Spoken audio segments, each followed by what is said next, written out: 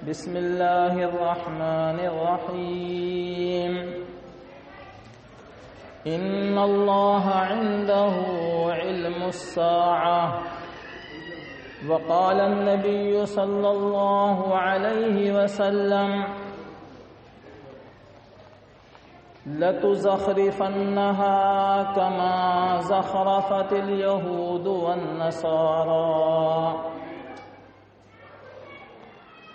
محترم حضرات، قرآن شریف کی ایک آیت اور ایک حدیث آپ حضرات کے سامنے پڑھی گئی ہے۔ آیت مبارکہ میں اللہ تبارک و تعالی نے ارشاد فرمایا کہ بے شک قیامت کا علم صرف اللہ کو ہے، اللہ کے علاوہ کسی کو نہیں ہے، لیکن قیامت کی کچھ علامات، کچھ نشانیاں جناب نبی پاک صلی اللہ علیہ وسلم نے بیان فرمائی۔ ان علامتوں میں سے کچھ علامتوں کا تذکرہ اور کچھ نشانیوں کا تذکرہ گزشتہ جمعے میں آپ حضرات کے سامنے آیا۔ انہی علامات میں سے ایک علامت یہ بیان فرمائی حضور پاک صلی اللہ علیہ وسلم نے کہ عنقریب ایک ایسا زمانہ آئے گا کہ لوگ مسجدوں کو سجائیں گے جیسا کہ یہود و نصارہ سجاتے ہیں، اور مسجدوں میں آ کر کے دنیا کی ساری باتیں کریں گے۔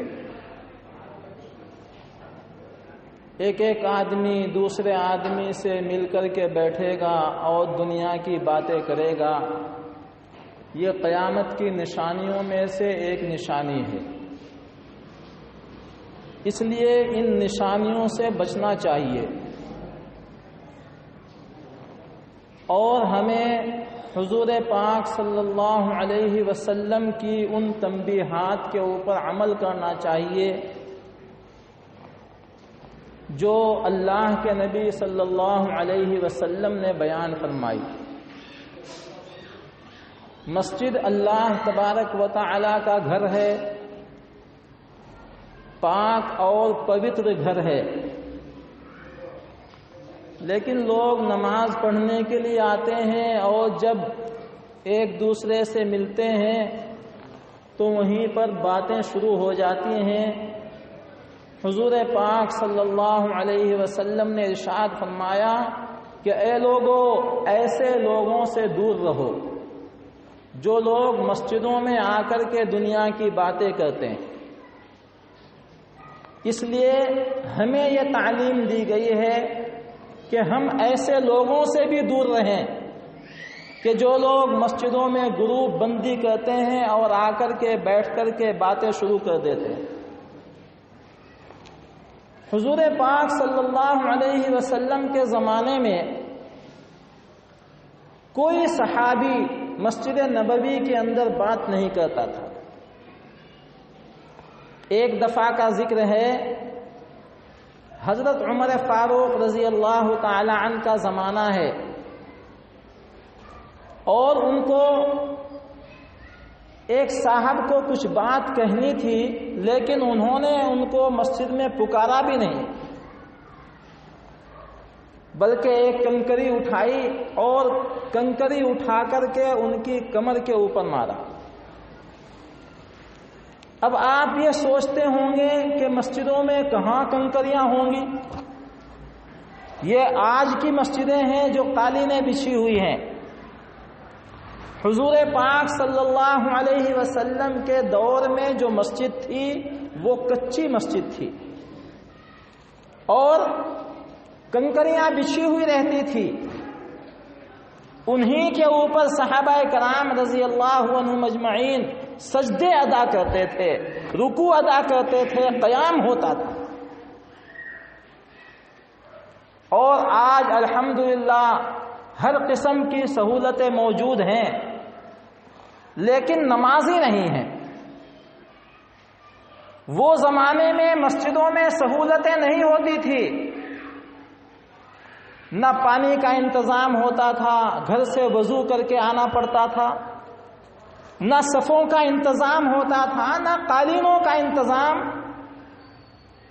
کچی مسجدیں ہوتی تھی، بارش آ گئی تو پانی ٹپک جایا کرتا تھا مسجد کے اندر۔ اللہ کے نبی صلی اللہ علیہ وسلم کے زمانے میں ایسا بھی واقعہ ہوا کہ حضور پاک صلی اللہ علیہ وسلم اعتکاف میں بیٹھے ہوئے ہیں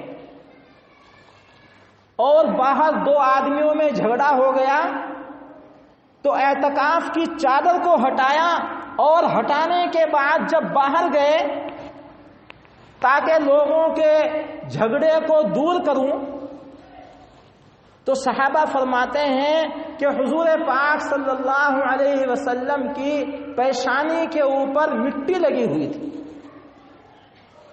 یعنی جب اللہ کے نبی کو اعتکاف سے باہر نکلتے ہوئے دیکھا تو صحابی فرماتے ہیں کہ ان کی پیشانی کے اوپر مٹی لگی ہوئی تھی۔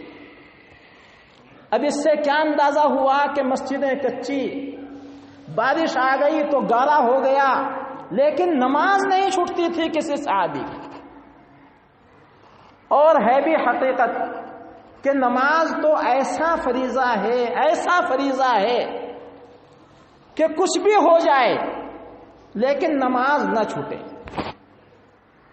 آج کا ماحول بالکل الٹا ہو گیا ہے، ذرا سے بہانے سے ہماری نمازیں فوت ہو جاتی ہیں، اور وہ ذرا سا بہانہ کون سا بہانہ؟ دنیاوی بہانے۔ شادی بیاہ کا موقع آ گیا، منگنی کا موقع آ گیا، کسی کے گھر کے اندر عقیقہ ہے، کسی کے گھر کے اندر 2-4 مہمان آ گئے تو جماعت تو درکنار، نماز ہی اس انسان کی فوت ہو جاتی ہے۔ نماز کو اتنا آسان مسلمان نے سمجھ لیا ہے کہ سب سے زیادہ اور سب سے پیچھے چھوڑنے والی چیز جو ہے وہ نماز ہے، حالانکہ ایسا نہیں۔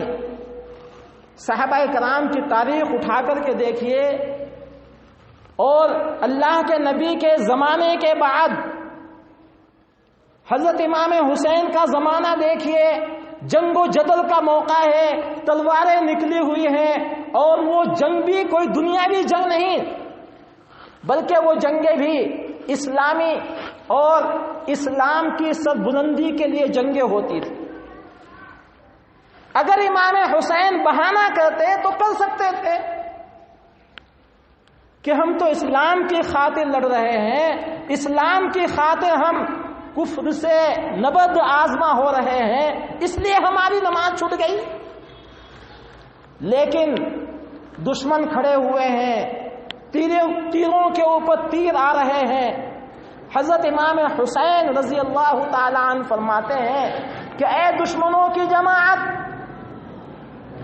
تھوڑی دیر کے لیے توقف کرو، ٹھہرو، کہ کیوں کیا بات ہے کہ مجھے نماز ادا کرنی ہے۔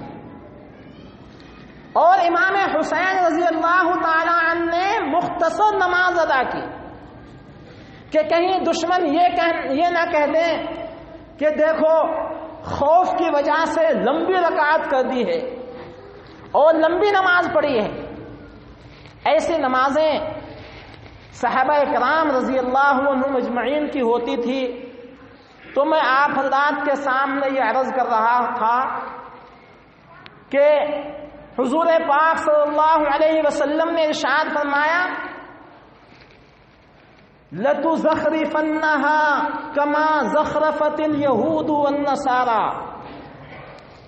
ایک زمانہ قیامت کے قریب ایسا آئے گا کہ لوگ مساجد کو خوب سجائیں گے اور نمازی نہیں رہیں گے۔ اور ایک علامت اللہ کے نبی صلی اللہ علیہ وسلم نے یہ ارشاد فرمائی کہ دین کے اوپر چلنا ایسا ہوگا کہ جیسے ہاتھ کے اندر چنگاری لینا، آگ کی چنگاری لینا۔ یہ اللہ کے نبی صلی اللہ علیہ وسلم کی حدیث ہے۔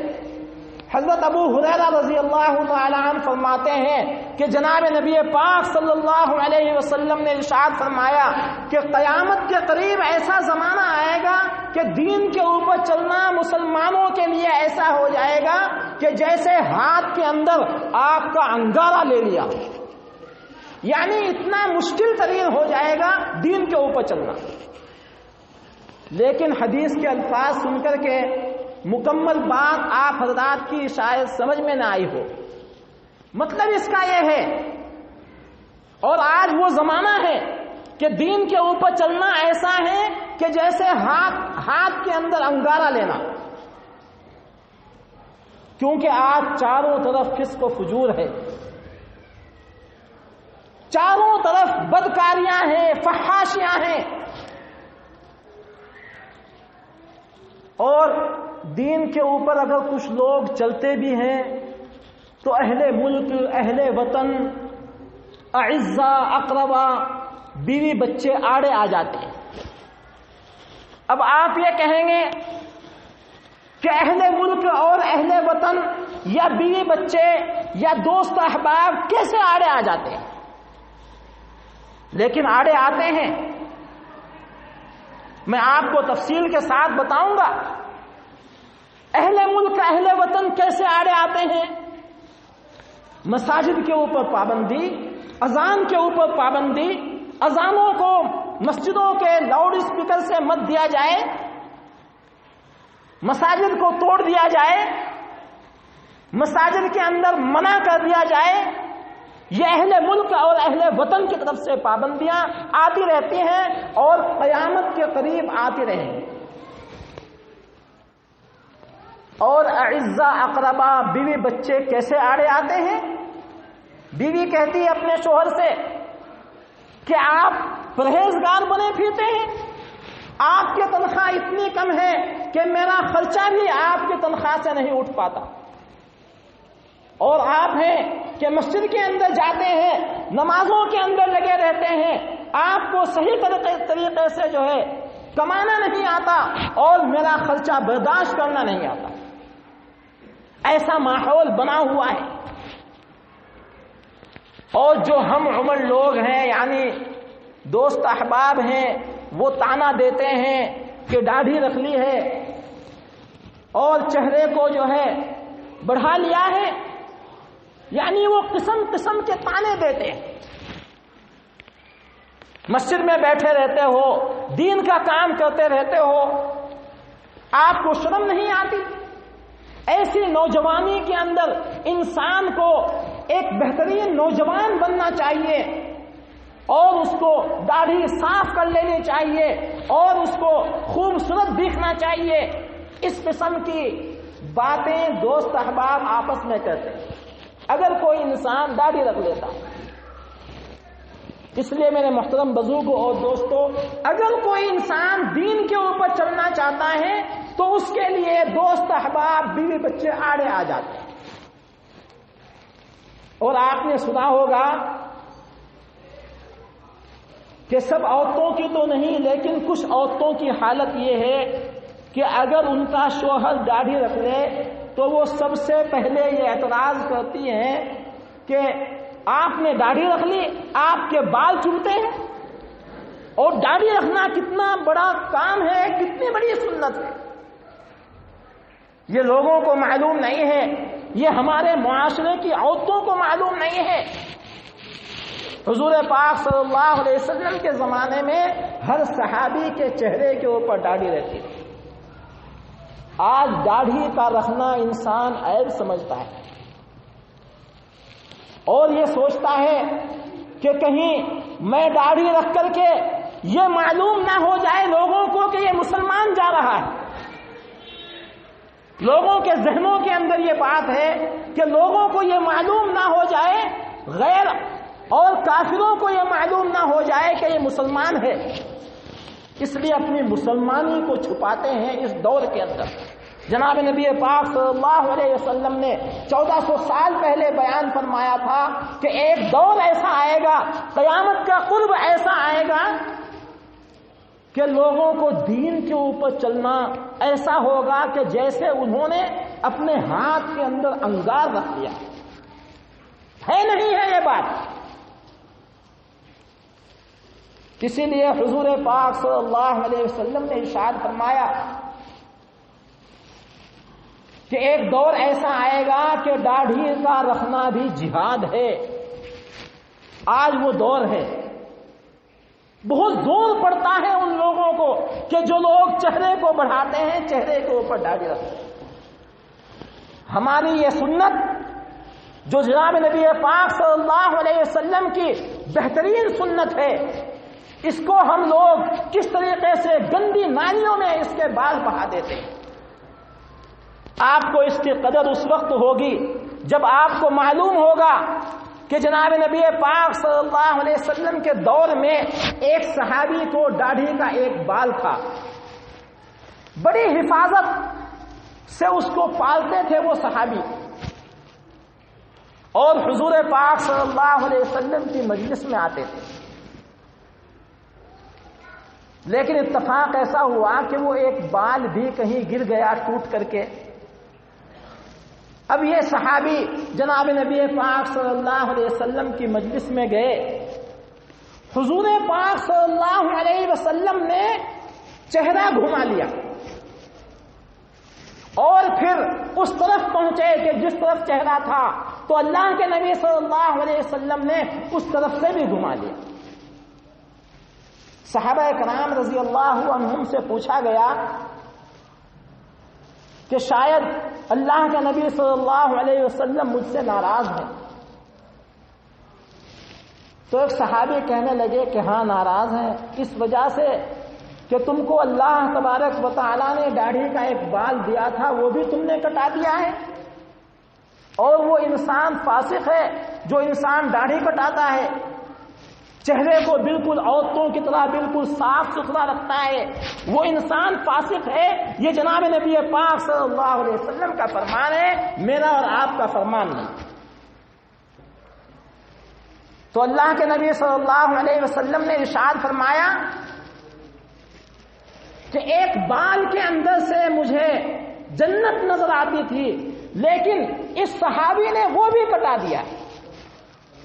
تو پھر وہ صحابی کہنے لگے، اے اللہ کے نبی صلی اللہ علیہ وسلم معاف کرنا، میں نے وہ بال کٹایا نہیں ہے، بھولے سے کہیں گر گیا ہو، جھڑ گیا ہو، لیکن میں نے جان بوجھ کر کے نعوذ باللہ نہیں کٹایا۔ یہ قیمت تھی داڑھی کی، اور اس سے مسلمان ظاہر ہوتے تھے، مسلمان کی یہ علامت ہوتی تھی۔ بتائیے اور کیا علامت ہے جس کو ہم لوگوں کے سامنے پیش کر سکتے ہیں؟ بالکل ایسا محسوس ہوتا ہے کہ بغیر داڑھیوں کے لوگوں کے اندر ایک مسلمان بھی چلا جائے اور غیروں کے اندر ایک مسلمان بھی چلا جائے، غیروں کے چہروں بھی بالکل صاف ہے اور مسلمان کا چہرہ بھی صاف ہے، تو ہم اس کو پہچان نہیں سکتے کہ یہ مسلمان ہے یا ہندو ہے۔ یہ بات افسوس کے ساتھ کہنی پڑتی ہے، ہم لوگوں نے آج عیب سمجھ لیا ہے۔ اسی لیے اللہ کے نبی صلی اللہ علیہ وسلم نے ارشاد فرمایا کہ ایک زمانہ ایسا آئے گا کہ لوگ داڑھی رکھیں گے تو وہ جہاد کا حکم میں ہوگا، اور یہ دور ہے وہ کہ اس دور کے اندر داڑھی رکھنا جہاد ہے، کیونکہ داڑھی رکھنے والے کو بہت سارے طعنے سننے پڑتے ہیں، بہت ساری تشنیع سننی پڑتی ہے۔ اس لیے ضرورت ہے اس بات کی کہ ہم جناب نبی پاک صلی اللہ علیہ وسلم کی یہ جو سنت چھوٹی ہوئی ہے، اس سنت کے اوپر عمل کریں۔ ہمیں 100 شہیدوں کا ثواب ملے گا اگر ایک سنت کے اوپر عمل ہوگا۔ تو جناب نبی پاک صلی اللہ علیہ وسلم نے ارشاد فرمایا کہ یہ بھی قیامت کی علامتوں میں سے اور قیامت کی نشانیوں میں سے ایک نشانی ہے کہ اگر انسان دین کے اوپر چلے گا تو دین کے اوپر چلنا اس کے لیے ایسا ہوگا کہ جیسے اس نے ہاتھ کے اندر آگ کا انگار اٹھا لیا۔ اور آگے فرمایا کہ انسان جہاز کے اندر سفر کر رہا ہے، ٹرین کے اندر سفر کر رہا ہے، یا گاڑیوں کے اندر سفر کر رہا ہے، لیکن اگر کسی انسان کو نماز پڑھنے کی نوبت آ گئی تو نہ ٹرین رکتی ہے، نہ پلین رکتا ہے، اور نہ گاڑیاں رکتی ہیں۔ کیا رکتی ہیں؟ نہیں رکتی۔ حالانکہ نماز بہت بڑا فریضہ تھا، لیکن اگر کوئی حادثہ ہو جائے چھوٹا موٹا، گاڑی کہیں ٹکرا جائے، ٹرین کہیں ٹکرا جائے، کوئی حادثہ ہو جائے تو ٹرین بھی رک جاتی ہے اور ٹرین کے ساتھ چلنے والے بھی رک جاتے ہیں اور بہت بڑا قافلہ وہاں پر اکٹھا ہو جاتا ہے۔ لیکن اگر نماز پڑھنے کے لیے موقع دیا جائے تو موقع نہیں ملتا۔ اس کو نقصان نہیں سمجھا جا رہا ہے۔ نماز کا چھوڑنا کوئی نقصان نہیں سمجھ رہا ہے۔ صحابہ کرام کے دور میں نماز اگر چھوٹ جاتی تھی تو 3 دن تک سوگ مناتے تھے۔ ایک صحابی کی نماز چھوٹ گئی اور وہ بیچارے کمرے کے اندر بند ہو گئے، شرمندہ، اس قدر شرمندہ ہو گئے۔ کیوں؟ اس وجہ سے کہ ان کی نماز چھوٹ گئی۔ ایک صحابی آئے اور آ کر کے حال پوچھا کہ بھائی آپ گھر کے اندر کیوں چھپ کر کے بیٹھے ہوئے، اور آپ اتنے اپنے آپ کو پشیمان کیوں کر رہے ہیں، کیوں شرمندہ کر رہے ہیں؟ تو وہ صحابی کہنے لگے کہ دیکھو میری نماز چھوٹ گئی اور مجھے بہت شرم آ رہی، لیکن افسوس کی بات یہ ہے کہ مجھ کو کوئی بھی تسلی دینے کے لیے نہیں آ رہا، اور اگر میرا بچہ مر جاتا یا میری بیوی مر جاتی یا میرا کوئی بھائی اس گھر کے اندر مر جاتا تو آج ہزاروں لوگ آ جاتے تسلی دینے کے لیے، لیکن نماز چھوٹ گئی، کوئی تسلی دینے کے لیے نہیں آ رہا۔ تو صحابہ کی یہ حالت تھی اور ہماری یہ حالت تھی۔ اس لیے اللہ کے نبی صلی اللہ علیہ وسلم نے ارشاد فرمایا کہ دین کے اوپر چلنا ایسا ہو جائے گا کہ جیسے ہاتھ کے اندر انگار لے لیا، اور آج وہ دور چل رہا ہے۔ آج دین کے اوپر چلنا ایسا ہے کہ جیسے ہاتھ کے اندر انگار لے لیا، اور یہ قیامت کی نشانیوں میں سے ایک نشانی۔ تقریباً 72 نشانیاں جناب نبی پاک صلی اللہ علیہ وسلم نے بیان فرمائی۔ انشاءاللہ جہاں تک ہو سکے گا ان نشانیوں کا تذکرہ آپ حضرات کے سامنے عرض ہوگا۔ اللہ تبارک و تعالی ہمیں ان نشانیوں کو سن کر کے اور ان کے اوپر اور ان سے بچنے کی اور ان سے سبق حاصل کرنے کی اور صبر کرنے کی توفیق عطا فرمائے۔ آمین۔ وآخر دعوانا الحمدللہ رب العالمین۔ اور میرے محترم حضرات، یہ مسجد جو ہے آپ حضرات کے چندے سے چلتی ہے الحمدللہ، اور تقریباً 40 سال سے چل رہی ہے۔ آپ حضرات چندہ دے رہے ہیں تو اس کا نظام چلتا ہے۔ تقریباً لاک ڈاؤن کے بعد سے کچھ مہینے تو ایسے گزرے کہ لوگ مسجدوں میں نہیں آ رہے تھے۔ الحمدللہ ثم الحمدللہ اب مسجدیں کھل گئی ہیں اور صاحب حیثیت افراد بھی آ رہے ہیں۔ اس لیے آپ حضرات سے گزارش کی جاتی ہے کہ آپ حضرات زیادہ سے زیادہ تعاون فرمائیں، اور مسجد کے جو اخراجات ہیں وہ اخراجات بھی بہت مختصر سے ہیں۔ اگر آپ کو بتایا جائے کہ تنخواہیں کیا ہیں تو آپ کو تعجب ہوگا، لیکن وہ بھی پورے نہیں ہوتے۔ اس وجہ سے آپ سے گزارش کی جاتی ہے کہ زیادہ سے زیادہ تعاون فرماتے ہوئے جائیں مسجد کا، اور جو حضرات ماہانہ چندہ دیتے ہیں وہ چندے میں اضافہ فرمائیں۔ اللہ تبارک و تعالی آپ کے دینے کو قبول فرمائے اور آپ کے کاروبار میں ترقی عطا فرمائے۔ آمین۔ وآخر دعوانا الحمدللہ رب العالمین۔